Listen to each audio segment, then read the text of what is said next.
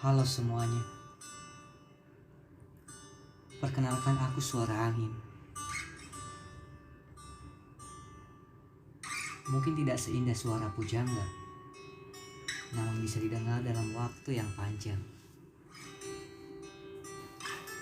Izinkan ku tuangkan semua imajinasi bahkan halusinasi dalam bentuk yang tak kasat mata, dalam sentuhan yang tak menyentuh. Biarkan suaraku mengikuti arah angin hingga membuatmu terayun-ayun pada emosi yang terlanjur terkubur terlalu dalam. Tentang ingatan, harapan, perasaan, dan hal-hal yang membuat kita terkadang merasakan suka dan duka. Mari kita bercengkrama.